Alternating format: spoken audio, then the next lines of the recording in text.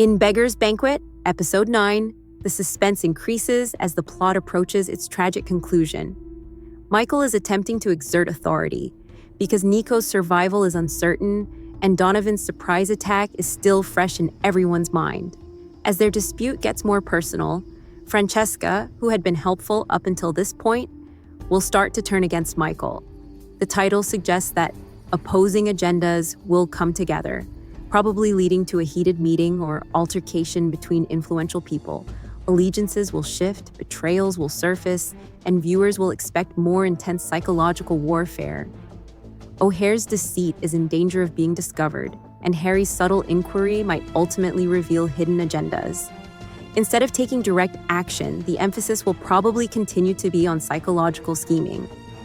Fisk readily agrees, primarily to avoid appearing weak, when a defiant Mukasa shouts out that Richie will never own them after rightfully questioning the two agents who owns what in their planned pooling of resources. They certainly didn't help their own cause by blatantly suggesting that Richie would be owned by the police, effectively turning him into a grass. But the true motivation behind their murder is deeper. Richie shoots and kills both of them, making sure that the last thing they hear is that no one owns Richie Stevenson. In just a few minutes, Fisk and Mukasa demonstrated that they were straight and that they would not be suitable joint venture partners. Instead, they would be Richie's worst enemy. They would have control over his actions, and even if he were granted immunity from prosecution, Fisk and Mukasa probably wouldn't tolerate his killing people the way he plans to. Richie was certain that they would fail, but Deputy Chief Inspector Tattersall, who was more seasoned and consequently more accommodating, knew how to play ball. Richie's right hand, Freddie, has been under Harry's control ever since he got pictures of Ron cheating on Richie with Freddie. In MobLand Episode 8, he had his last meeting with Harry.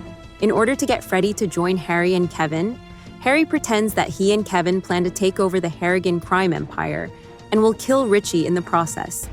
As a result, Freddie gains Harry's trust and promptly provides him with the details of Richie's fentanyl operation, which Conrad can employ with Jaime. But off-screen, Freddie also tells Harry who the Harrigans member, who had been working closely with Richie, was. Harry kills Freddie by throwing him off the top of the building after learning this knowledge. He caught the express elevator to the lower floor because Freddie had fulfilled his role and was now just a loose end to tie off. It's quite safe to assume that Maeve has been working with Richie the entire time. Her call to Richie regarding Brendan and Serafina's whereabouts in Antwerp may seem like the height of foolishness, but it wouldn't have been if she had been cooperating with him up until that point and genuinely thought he would spare Brendan. That would also explain why, at the end of Episode 7, Richie chose not to inform Conrad about Maeve's call. Richie would gain by keeping her as a mole in the Harrigan home, as he attempts to destroy Conrad if she had assisted him up until that time. In Episode 8, Kevin's persistent efforts to obtain the address of Rusby, the former jail guard, make his objectives very obvious. He's reaching the point of desperation in his pursuit, willing to pose as someone who knows Rusby's wife, who has dementia, in order to find out what time he comes to visit her. Kevin was raped by the old jail guard while he was institutionalized as a teenager, and it doesn't appear like he is asking him to apologize. No matter how old he becomes, Kevin wants to murder the man who tortured him. Everyone in MobLand uses metaphors and similes, either blatantly insulting, gently reminding, or faintly menacing. Each character melds into a snarky, unperturbed mashup, and while these comments may be entertaining when used alone, they get tiresome when repeated repeatedly. This episode teaches us two things in spite of all the chatter. A new copper, Tattersall, Toby Jones, has taken up the investigation, and the police officers who have been futilely pursuing the Harrigans this season are now dead. Eddie Anson Boone is Kevin's, Paddy Considine, brother. The identity of Eddie's parents will have to wait till later. I'm not sure why Maeve would be so devoted if Eddie was another base-born bastard, as she refers to Sir Pahina, just after proudly announcing that she is a Harrigan. It might be Conrad and Maeve, or Conrad and Bella, Lara Pulver. Eddie might therefore be Maeve's and someone else's. Why can't Conrad's wife play the field? The succession plan has never been a problem in MobLand, so to be honest, it's a boring question. even when Maeve brings up the possibility of who would be the family's leader. Maeve and Conrad are in excellent health and won't be moving anytime soon if they are producing children as young as Eddie. I wonder why Tattersall wasn't in the series from the beginning, because the officers have never played a significant role in the story previously, and their deaths don't really affect anything. Even if all Jones was doing was showing up at crime scenes long after the fun was finished, it would have been lovely to have an actor of his caliber lurking in the background. Helter Skelter does give Tom Hardy his moment to shine. Hardy does not feel as prominent in MobLand as he ought to for a show with his name at the top of the casting list. Hardy truly feels like a gopher, a level up from his crew colleagues, Zosha, Jasmine Jobson, and Kiko, Antonio Gonzalez Guerrero. Even though he's been brought in to handle shady business, Eddie is correct. He finally gets the opportunity to control his own destiny in episode 8. As it happens, he and Kevin intend to usurp Conrad. Harry is aware that Maeve is in command and is not pleased about it. Harry is ready to leave the Harrigans. It doesn't matter if he has had this feeling for some time or if he just now got to this conclusion. Harry is ready to leave the Harrigans, but after hearing some news from a duplicitous member of Richie's crew, he becomes so furious that he hurls the poor schmuck off the parking garage's roof. It seems that before Conrad approved, an unforeseen individual was trying to obtain fentanyl supplies. Is Kevin the culprit? Or is it a brand new persona who was introduced as though we should already be aware of their identity? Helter Skelter exposed the Harrigan Empire's widening cracks. Despite internal defection and external pressure, Michael Harrigan found it difficult to keep the clan under control. The confrontations came to a head when Detective O'Hare surreptitiously gave the Donovan gang vital information, which sparked a bloody ambush in which Nico and Harlan were critically injured. Francesca's loyalty changed after she reprimanded Michael for his growing brutality. At the same time, Maeve led a large group of players out of the shadows and demonstrated how expansive the realms of deceit are. In the last image, Michael was stuck in front of a painting of his father, signifying the imminence of the storm. Both the worldwide premiere of Paramount Plus original programming and the US premiere of the episode are scheduled for 12 a.m. Pacific Time / 3 a.m. Eastern Time. In accordance with each viewer's local time zone, the program will also be made available internationally. The only authorized streaming service for the program is still Paramount Plus. No distribution rights for MobLand have been announced by any other platforms, such as Freevee or foreign distributors. On May 25, 2025, MobLand Season 1, Episode 9, the 9th and penultimate episode of the season, will debut. Official Paramount Plus statements confirm the US release date as May 25th, even though some sources say May 26th, because it sets up the June 1st, 2025 series conclusion. The episode is significant. Fans of MobLand, the penultimate episode of Season 1, will soon be here. Beggar's Banquet, the 9th episode, will officially premiere on Sunday, May 25th, 2025 at 12 a.m. Pacific Time, 3 a.m. Eastern Time, Eridor and Weavar 8 a.m. Greenwich Mean Time. Like other episodes, it will follow the show's regular Sunday release schedule, giving viewers a weekly pattern to follow. Where to see the show is different, though. Even now, MobLand remains a Paramount Plus original.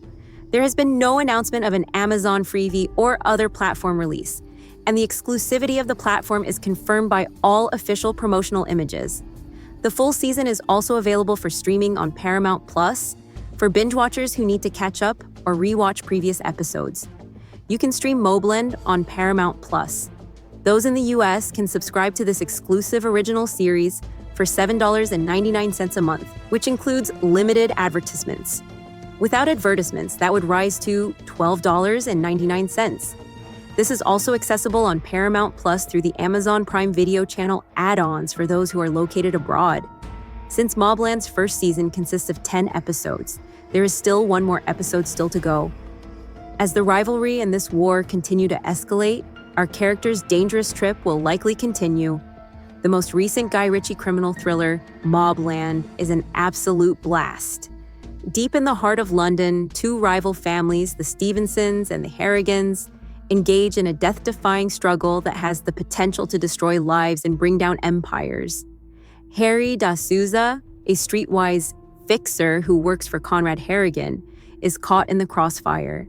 He is not only attractive, but also dangerous, and he is well aware of the loyalties that are at stake when opposing forces clash. The immediate aftermath of Brendan Harrigan's murder and the concurrent rescue of Serafina Harrigan by the enigmatic Cat McAllister were both covered in Episode 8. Conrad Harrigan's business-savvy daughter was spared what may have been a devastating blow to both him and the Harrigan criminal enterprise as a whole.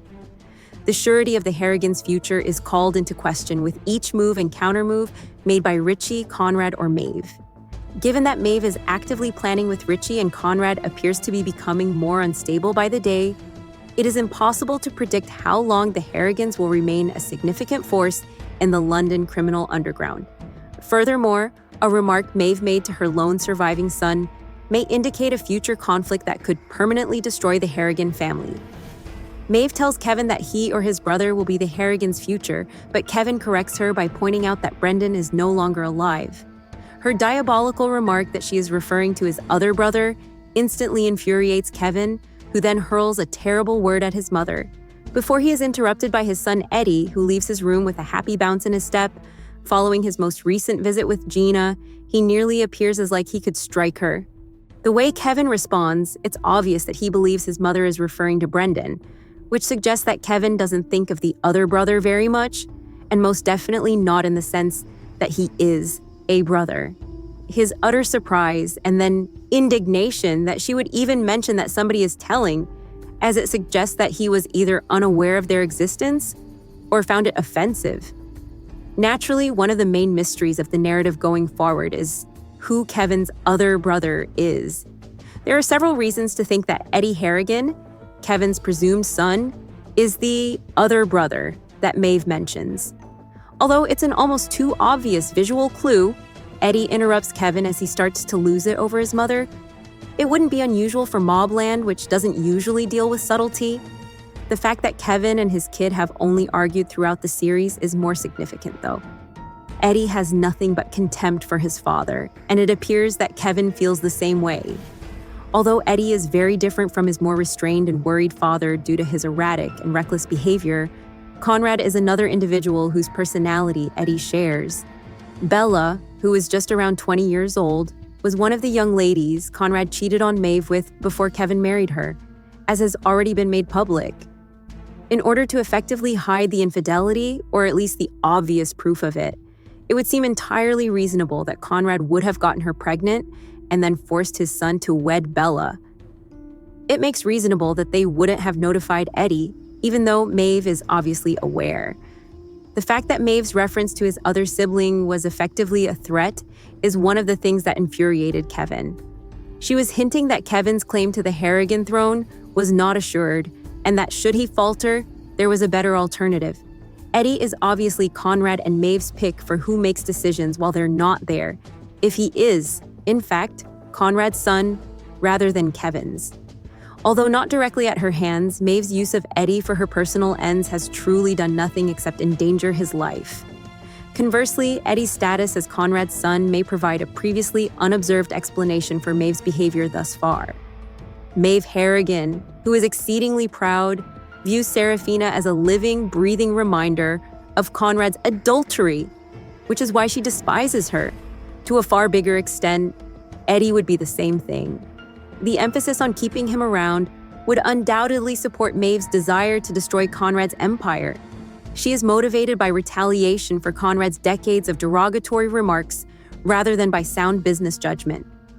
As of right now, Eddie has been portrayed as Maeve's obvious choice, but when you stop to think about it, every piece of data that supports that claim doesn't really benefit Eddie. Maeve was responsible for Eddie's killing of Tommy Stevenson, which only served to place him in Richie Stevenson's crosshairs. She gave him cocaine in a situation that was staged for laughs, which was obviously not good for him as a young man who was obviously unstable. Although not directly at her hands, Maeve's use of Eddie for her personal ends has truly done nothing except endanger his life. Given that Conrad views Harry like a son, particularly following his rescue of Serafina, It doesn't seem possible that Maeve is referring to Harry as Kevin's second sibling. Maeve has already accused Harry of betraying her once, perhaps to throw the scent off herself, and she doesn't like or trust him. Furthermore, if Kevin had believed that Maeve was referring to Harry, he wouldn't have reacted angrily, since based on what we've seen, he does view Harry as a brother and isn't suspicious that he would steal Kevin's place in the family. Other than Eddie, there aren't many other cast members that we are aware of. There is a chance that Kevin's brother, Harrigan, who has not yet been presented, will be revealed. Given that Serafina was born out of wedlock and that Conrad had extramarital affairs throughout his life, it appears particularly plausible. But it seems like a bad idea to add another family member when there are already so many plots and subplots going on. Of all the possible potential MobLand twists, the idea that Eddie Harrigan is Kevin's other brother seems the most likely. In MobLand, the terror begins in the first sequence and doesn't truly go away. You may sense it when Harry da Souza enters a room silently or when Maeve Harrigan offers someone a silent glance. In this universe, power is quiet, constant, and doesn't require an explanation. They never wait for permission, and those in charge do it with cool eyes and quiet tones. In order to be heard, these MobLand characters don't yell. They don't act out to show off how strong they are. Their mere presence alters the way others breathe, speak, and move. Richie Stevenson only needs to remain motionless to stop a room. While pouring tea, Maeve can plot a murder. Harry doesn't waste time or ask questions in order to solve difficulties. MobLand doesn't give a damn about good or evil people. It merely demonstrates who maintains control and who crumbles under duress. Few people know how to take control of the room, but everyone wants to live. They are the ones that no one wants to cross. There is no place for hesitancy in MobLand. Either you are in danger or you are in control. Nothing remains in the middle for very long. The calmness with which Maeve Harrigan enters the stage makes people uneasy. She rarely raises her voice when speaking. Nevertheless, she quietly controls the majority of the family's important choices. She raises the possibility that Archie is a traitor in episode 1. Despite her failure to substantiate it, Conrad fires. Later on, she tells Eddie that it was not an error to cut Tommy up. There was a message. Eddie becomes more violent after hearing that one line. Maeve is dangerous without a weapon. She allows others to carry out the killing while concealing her ambition beneath warmth. She uses subdued hints to lead the family toward battle. Conrad is the center of attention for everyone in the room, but she gives the actual commands. She makes people think the choice was theirs all along by disguising control as loyalty. She frightens everyone because of this. She causes havoc while remaining seated the entire time. Harry da Souza enters each area as if he already knows how it will end. He gives no justification for his behavior. He simply makes the necessary corrections and leaves others perplexed as to how he accomplished it. He moves with a sense of control right away. He threatens a witness into silence and throws bloodied clothing in a mortuary in the first episode. Later, he smashes Valjean's skull against the wall to make him speak. Without hesitation, not a warning. Harry doesn't posture or boast. What distinguishes him is his silence. When Harry assumes leadership, even Richie retreats. He never displays terror, which makes him intimidating. Threatening others is unnecessary for people like him. They allow harsh acts to speak for themselves. He performs his duty of keeping the Harrigans clean without showing any emotion. He is among the most dangerous men in the city because of his icy focus. People stop talking when Richie Stevenson speaks, even though he doesn't say much. You can tell right away when he first appears in the first episode that he treats his people with terror rather than respect. He warns Harry that someone else's child will suffer if his son Tommy is not given back. He's serious. Later, he tests the Harrigans' guilt by making them go to Tommy's burial. He aims weapons in people's faces and dispatches goons to kidnap Eddie. Peace and negotiations don't appeal to Richie. He resorts to violence in order to gain control. His threats are exacerbated by his composed delivery. There are icy decisions instead of yelling or showing up. He is taken seriously even by Conrad and Harry. Richie's personalization of everything is what makes him so frightening. Your entire family becomes a target if you cross him. He is not capricious. His deliberateness is what makes him deadly right away. Conrad Harrigan dressed like a banker and manages his family like a company. He listens and talks patiently before acting, but when he does, it's ruthless and definitive. Archie criticizes the fentanyl trafficking in episode 1. Maeve raises the possibility that he is a traitor, but Conrad offers no proof. In public, he simply shoots him in the chest. His identity is established in that instant. Conrad is not a shouter. He doesn't have to. His quiet unnerves others. His calmness before killing is what makes him unpredictable. He is not often emotional. His power resides in that distance. Nobody in the room is certain of the side they will see of him. He uses etiquette and clothing to cover his violence. He is more dangerous than street-level enforcers because of his image. He likes it that way, so you don't see it coming. The person you don't want to see upset is Kevin Harrigan. He is not noisy. He isn't ostentatious. However, there is an irascible anger within him. He has a history of abuse and incarceration. His past has molded him into a person who responds silently before acting violently. He assists Harry in accusing Valjean of killing Tommy. He does it without flinching. His composure is unsettling. Long speeches are not necessary for him to prove anything. His friends and family know he can do things they wouldn't dare try. Despite his short fuse, he is devoted to his family. There's no stopping him when he eventually blows up. Because he waits until it's too late, he terrifies people. Everyone is aware of the underlying trauma he has experienced. He is hazardous because he is the type of individual that keeps you guessing. Even though Zosha doesn't talk much, you can see her as soon as she enters. She exudes confidence and doesn't seem to need to justify herself to others. She is in charge of backup and surveillance. She doesn't just follow directions, she participates in all of Harry's important operations. She does them flawlessly.